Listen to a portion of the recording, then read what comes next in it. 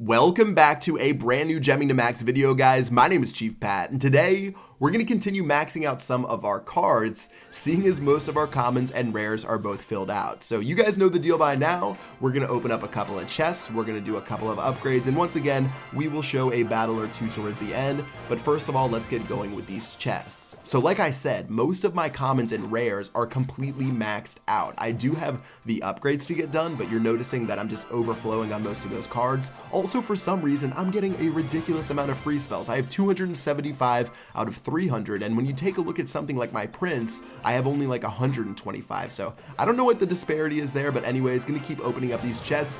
Ice Wizard, that's going to be another one going towards level 4, and keep pulling out some small loans, and we might be able to get there soon.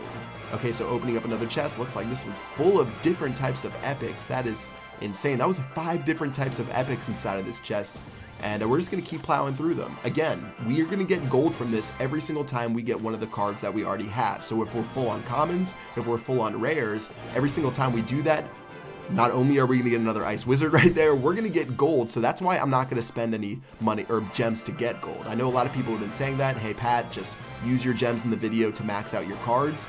I'm going to be maxed out on gold anyways because of all these extra cards that I'm getting. So I think it's a better idea and a more efficient strategy to just keep getting these cards and slowly max them out throughout the course of a couple episodes. Of course, when you talk about efficiency, when you're spending thousands of dollars on a game, it doesn't make sense. So I'm going to shut up there and let's open up some of our final chests.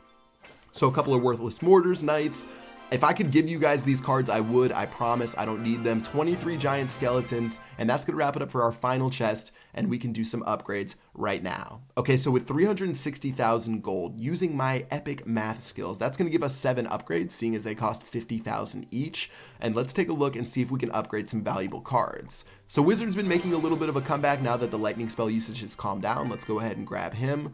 Also taking a look at what we want to upgrade. Minions are pretty versatile. Definitely don't mind having those around. I think probably the Giant would be a good one because most people are using the Dark Knight or Dark Prince combo. I keep saying Dark Knight like Batman, and the Giant is a pretty good way to counter that. Mini P.E.K.K.A is a great counter to that.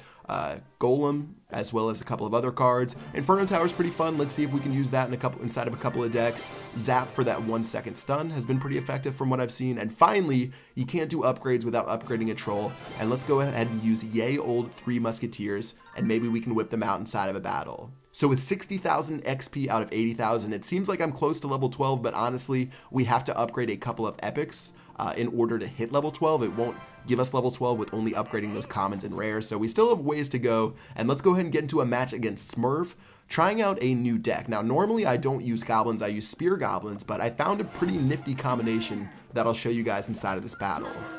So starting off, he is going to play as Dark Prince. I'm going to play a Princess. Could either have played the Bomb Tower or the Princess, but I feel like the Princess is a better value. Looks like we're going to be able to take care of that Dark Prince. I keep saying Dark Knight. It's not Batman. Pretty easily. And now that we've taken out that Prince, our dragon will float over the water, and even though it's not maxed out like his, we still should be able to get a decent amount of damage on that Princess, as well as start taking some shots at that tower. So again, he does have level 8 epics, which makes for a little bit of a disadvantage to where I have to play mostly perfect, or at least extremely well, but so far so good, and we've gotten out to a pretty nice little advantage, getting 500 damage on that first tower. Okay, so we're going to go ahead and play the Dark Prince right there. We got it right that time. Looks like he's going to have a dragon going down there. I'm going to go for a counter push, but he does have his Dark Prince waiting. He knew that I was going to go for a cheese combination, and because of that, his dragon is going to start doing damage to my tower, and unfortunately, I wasn't able to take out that push on the left-hand side. So arrows on my Princess mean a baby dragon will clean up these barbarians, and I'm going to show you guys a great combination right now. So be very quiet, as soon as that dragon gets tower aggro, use goblins or something like a goblin barrel to go ahead and just, while the tower is distracted, do an insane amount of damage on that tower. Look at it go. It's going to go ahead and take that tower out. Because the fact that that dragon was tanking the tower, the goblins snuck in, and they ended up doing over 2,500 damage to get us a complete tower, and that's enough to win the game pretty much. So you guys can do that with a bunch of combinations. You can do that with the skeleton or giant skeleton. You can do that with a giant. You can do that with even something like a knight.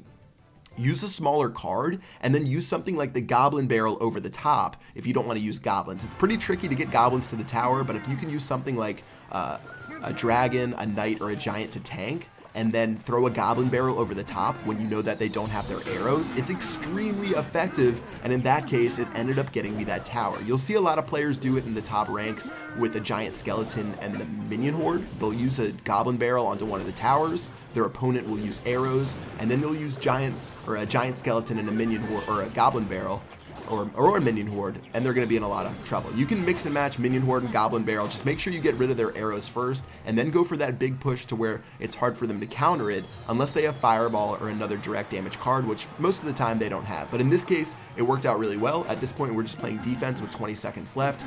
Pretty easy to play defense with this deck, having this Dark Prince as well as the Bomb Tower, the tankiest defense in the game, which is really good against those barbarians. And we were able to pull out a victory and a very nicely well-played game. So really just one push won me that game. I was able to play defense from there. I really wasn't able to do too much to that other tower due to the fact that I didn't have to, as well as he did have more upgraded cards than me, especially with me running so many epics inside of my deck. Puts me at a little bit of a disadvantage, but a very nice win and another competitive game against Smurf, which we seem to happen or have more often than not. So that's going to do it for this video, guys. Hope you guys learned a little trick. Make sure your tank has aggro. Try to use something small like goblins, or throw a goblin barrel over the top when you know that they don't have arrows. And you could have success just like what happened inside of this replay. And yeah, that is going to wrap it up this video. Hope you guys enjoyed. Until next time, I'll see you guys later. Peace out.